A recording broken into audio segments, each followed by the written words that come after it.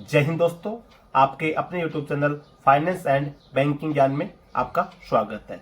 दोस्तों, आज की वीडियो में हम बात करेंगे प्लॉट लोन के संबंध में, क्योंकि खास करके जितने भी भाई सेंट्रल आर्मी पुलिस फोर्स में जॉब करते हैं, जैसे BSF, CRPF, ITBP, SSB, Assam rifles, army, navy, air force, इन सभी फोर्सेज में जो जॉब करते हैं, तो सभी जो सरकारी कर्मचारी चाहिए, इनके अलावा कोई भी है, अपनी जॉब के अनुसार जितनी अपनी थोड़ी बहुत सेविंग होती है उसको लेके कोई लोन वगैरह उठा के अपने एक प्लॉट खरीदता है सिटी के अंदर, अपने बच्चों को फ्यूचर के लिए भी, अपना सिटी के अंदर अपने बच्चे रहेंगे फ्यूचर के अंदर, फैमिली रिटायरमेंट आने के बाद में बच्चों के अच्छी शिक्षा, अच्छा माहौल मिल सके, तो इसके लिए लोन लेते हैं। तो मैक्सिमम क्या करते हैं, 95% मैंने देखा है, हमारे साथ भी जॉब करते जो भी हैं, मैक्सिमम लोग क्या करते हैं, पर्सनल लोन उठाते हैं, अपना प्लॉट खरीद लेते हैं। लेकिन आपको इस वीडियो के माध्यम से जानकारी मिलेगी कि हम लोग जब प्लॉट परचेजिंग करते हैं तो हमको प्लॉट के ऊपर लोन भी मिल जाता है। इसके अलावा हम पर्सनल लोन की बजाय प्लॉट लोन के ऊपर क्या बेनिफिट्स हैं दोनों के अंदर, कि हम लोग प्लॉट लोन को क्यों ज्यादा महत्वपूर्ण देना चाहिए, इसी टॉपिक पे बात करेंगे। चैनल पे पहली बार आए सब्सक्राइब जरूर करना, वीडियो को लाइक नहीं करते लाइक जरूर कर लेना।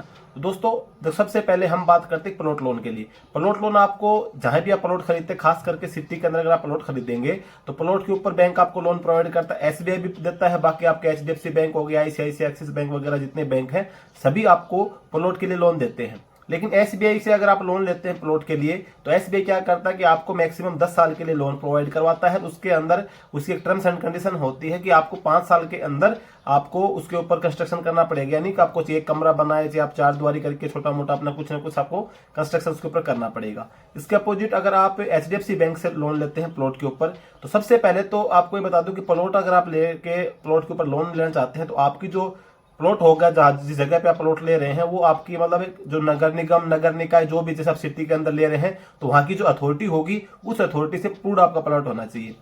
अगर उस अथॉरिटी से अप्रूव्ड प्लॉट है तभी आपको जो रजिस्टर्ड बैंक है, जैसे बड़े बड़े बैंक है, जैसे आपके एसबीआई बैंक हो गया, गवर्नमेंट बैंक है, पीएनबी है, एचडीएफसी है, या फिर आईसीआईसीआई बैंक, ये जो इस प्रकार के जितने बैंक है, इन बैंक से तभी मिलता है जब आपका जो प्लॉट होगा वो अथॉरिटी से अप्रूव्ड होगा। बाकी विदाउट अप्रूव्ड वाले प्लॉट के ऊपर ये बैंक लोन की मतलब बहुत कम चांस है, ये बैंक देंगे नहीं, बाकी कोई अदर बैंक इसके ऊपर आपको लोन दे देता है। बाकी अगर इन बैंकों से आप लोन लेंगे तो आपको अप्रूव्ड होनी चाहिए, पहली कंडीशन तो ये रहती है। अगर आपका प्लॉट अप्रूव्ड है, आप पर्सनल लोन लेकर प्लॉट खरीदना चाहते हैं, तो उसके बजाय अगर आप वहां पे लोन लेके और आप प्लॉट खरीद रहे हैं, प्लॉट में अगर आपका मकान बनाने का सपना है, तो आप या तो प्लॉट लोन भी ले सकते हैं। इसके अलावा आपको परचेजिंग प्लस कंस्ट्रक्शन दोनों लोन आप एक साथ ले सकते हैं। तो आपका उसमें क्या है, प्लॉट की कीमत भी मिल जाएगी आपको, प्लस आपको मकान बनाने का पैसा भी आपको, जैसे एसबीआई से अगर आपको उसके अंदर एलिजिबल हो रहे हैं, एसबीआई से लोन मिलता था प्लॉट खरीदने के लिए, plot purchasing plus plot construction दोनों लोन आप ले सकते हैं। और ये इसकी जो टाइम होगा 10 साल की बजाय 30 साल तक आपको मिल जाता है। अगर आप ओनली प्लॉट के लिए लोन लेंगे तो आपको 10 साल के लिए मिलेगा, लेकिन आप उसके साथ में परचेजिंग प्लस कंस्ट्रक्शन दोनों एक साथ ले लेते हैं। आपने प्लॉट खरीदा, प्लॉट खरीद के आप कंस्ट्रक्शन शुरू स्टार्ट कर दिया, तो उसकी जैसे 3-4 किस्त में फिर बैंक आपको पैसा देता है। जैसे आपने थोड़ा सा दीवार उठाया, फिर उसके बाद में आपने छत डाला, फिर दूसरी किस्त आ जाएगी, फिर फिनिशिंग की तीसरी किस्त, इस प्रकार से मतलब ईएमआई के रूप में आपको बैंक पैसा देता रहता है। तभी आपका इतना खर्चा लग रहा है, तो इस हिसाब से आपकी 3 या 4 किस्त में आपको पैसा दे देता है। तो ये इस प्रकार से आप लोन ले सकते हैं। इससे क्या फायदा होगा कि जैसे आप पर्सनल लोन लेते हैं, उसकी जो इंटरेस्ट रेट होती है ज्यादा होती है, और पर्सनल लोन आपको मैक्सिमम 5 से 6 साल के लिए मिलता है। अभी मान के चलो कि आपका प्लॉट 15 लाख का पड़ गया, और फिर आपको मकान बनाना भी है। अब मकान एक मिनिमम से मिनिमम भी आगे एक मंजिली मकान बनाते हैं 100, 80, 90 गज में भी, तो 15-20 लाख रुपए आपको चाहिए ही चाहिए।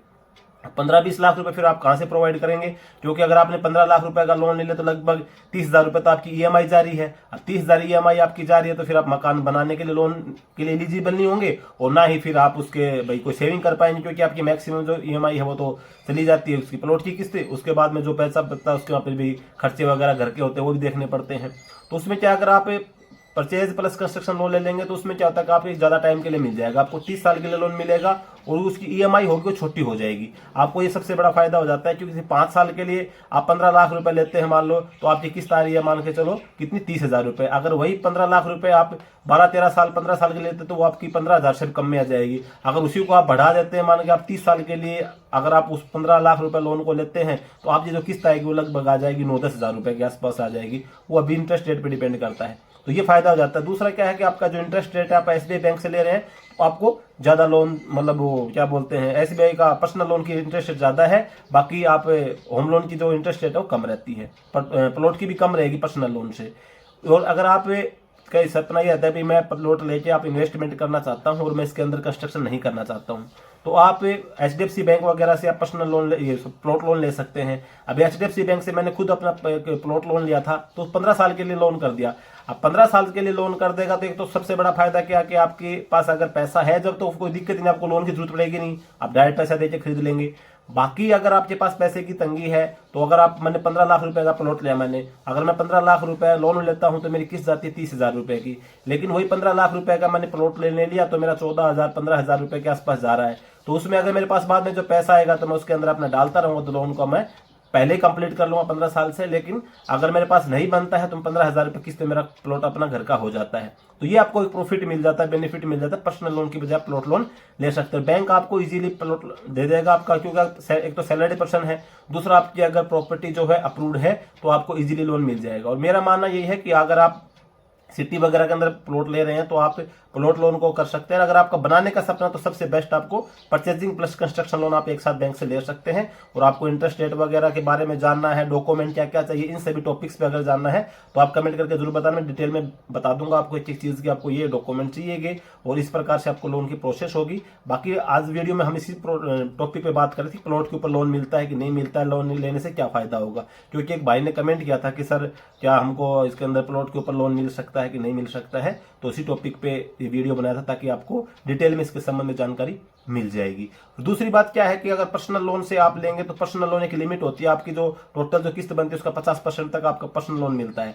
और प्लॉट का क्या है कि भाई 20 लाख 15 लाख 25 लाख आप विद कंस्ट्रक्शन के साथ में लोन लेते हैं तो अगर आपकी सैलरी अच्छी है तो आपको 30 35 40 लाख तक का लोन, दोनों चीज का आपको प्लॉट परचेजिंग प्लस कंस्ट्रक्शन दोनों मिल जाएगा। अकेले प्लॉट के लिए जो लोन होता है वो आपका, जैसे प्लॉट की जो कीमत होती है पूरी कीमत आपको नहीं मिलती है। एक तो बात होती है कि आप कितने टाइम के लिए कितना लोन ले रहे हैं, तो आप मैक्सिमम आपका 75% 80% आपके प्लॉट की जो कीमत होती है उसका लोन आपको बैंक देता है। और उसके अंदर भी जो नगर निगम से आपका जो अप्रूव्ड है वहां पे जो डीएलसी रेट होता है, जो गवर्नमेंट रेट होता है, उस रेट का आपको मिलता है। इसके अंदर ये भी नहीं है कि आप प्लॉट की जो खरीद रहे 50 लाख रुपए का, मान लो आप 50 लाख रुपए का प्लॉट खरीद रहे, वहां पे जो डीएलसी रेट होगा, जो डीएलसी रेट मान के चलो वहां पे उस प्लॉट की कीमत 30 लाख ही मिल रही है, तो आपको 30 लाख का जो 75% या 80% 85% जो बैंक प्रोवाइड करता है वही लोन आपको मिल पाएगा। वो 35 लाख का मिलेगा, 50 लाख का नहीं मिलेगा। जो बाकी आपका अमाउंट रहेगा फिर आपको अपने तरीके से आपको उसको एडजस्ट करना पड़ेगा। बाकी आपको पर्सनल लोन तो ले रहे हैं आप, तो थोड़ा बहुत जो बचता है पर्सनल लोन से कर सकते हैं। लेकिन अगर आपका पास में ज्यादा पैसा है, आपको इसकी जरूरत नहीं पड़ेगी तो कोई दिक्कत नहीं है। लेकिन अगर आपके पास पैसे की तंगी है, लोन आपका ज्यादा बन रहा है नहीं रहा है, तो अगर आप लेना चाहते हैं तो कम लोन में फिर आप ऐसे परचेजिंग प्लस कंस्ट्रक्शन या फिर प्लॉट पे आप लोन ले सकते हैं। एसबीआई बैंक से 10 साल के लिए मिलेगा, बाकी HDFC वगैरह 15 साल के लिए आपको लोन दे देता है। और आप ज्यादा जानकारी के लिए आप HDFC बैंक या नजदीक में आप संपर्क कर सकते हैं। आप अपनी प्रॉपर्टी के डॉक्यूमेंट वगैरह शो करके उसको दिखा के आप चाहें तो लोन मिल जाएगा। तो आपको पर्सनल लोन से ये जो प्लॉट लोन है वो आपको बेस्ट पड़ेगा। तो जहां तक मेरा विचार है, आपको जानकारी अच्छी लगी होगी, कुछ समझ में भी आया होगा। फिर भी अगर आपका किसी प्रकार का डाउट है आप कमेंट करके बता सकते हैं। अगर आपको वीडियो अच्छा लगा तो लाइक जरूर करना, चैनल पे पहली बार सब्सक्राइब जरूर करना। जय